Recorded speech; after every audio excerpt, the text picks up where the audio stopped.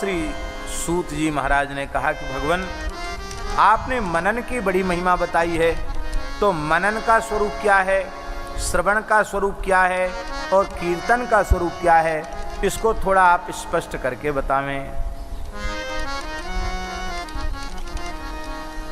बहुत सुंदर प्रश्न है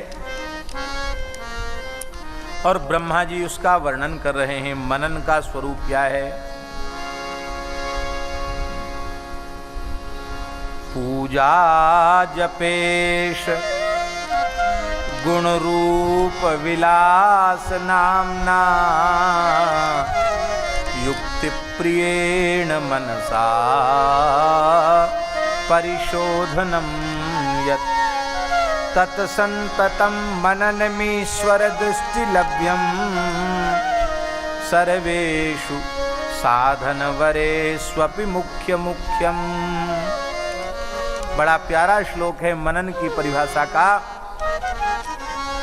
कहते भगवान की प्रेम पूर्वक नित्य पूजा। बहुत ध्यान से सुने, मनन कैसे आरंभ होता है।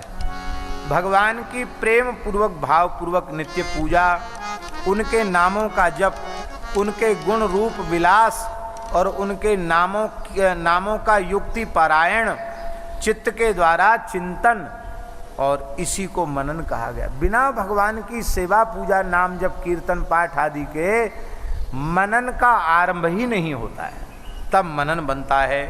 और यह भगवान की महेश्वर की कृपा से ही प्राप्त होता है। यही सब साधनों में मुख्य साधन है। कीर्तन क्या है? ये मनन की परिभाषा है, महासाधन। और कीर्तन क्या है? भगवान शिव के प्रताप, रूप, गुण, विलास और नाम, इसका निरूपण करने के लिए सुंदर सुंदर पदों के द्वारा राग रागनी से युक्त होकर के गाना भी लिखा है, अथवा वैदिक मंत्रोच्चार से गुणगान करना, अथवा पौराणिक स्तुतियों के माध्यम से भगवान की स्तुति करना, ये कीर्तन है। कीर्तन के 3 प्रकार हैं।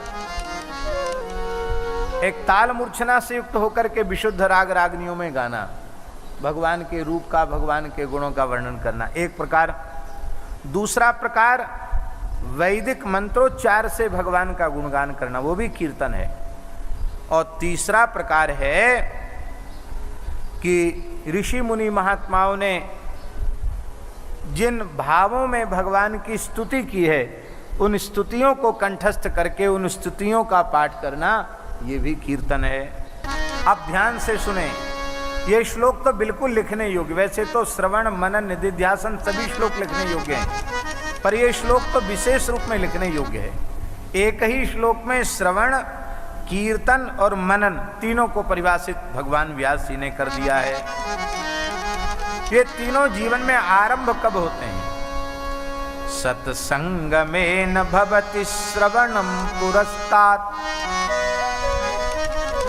संकीर्तनम पशुपदे रथ तद्दृढ़ं स्यात् सर्वोत्तमं भवति तन्मननं तदन्ते सर्वं हि संभवति शंकर दृष्टिपाते।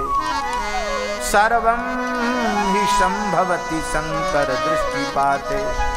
आहा,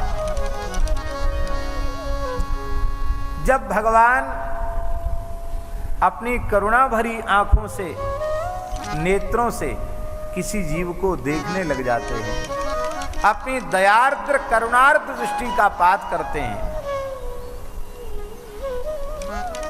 वे सत्य संकल्प भगवान जीव के कल्याण का संकल्प करते हैं। उसकी दुर्दशा को देखकर द्रवित होकर के अपनी करुणा भरी आंखों से उसको देखते हैं, तब जीव को किसी साधु पुरुष का चरणाश्रय प्राप्त होता है, किसी संत का संग प्राप्त होता है। और जीवन में जब संत का संग मिल जाता है, तो संत का संग मिलते ही श्रवण भक्ति आरंभ हो जाती है।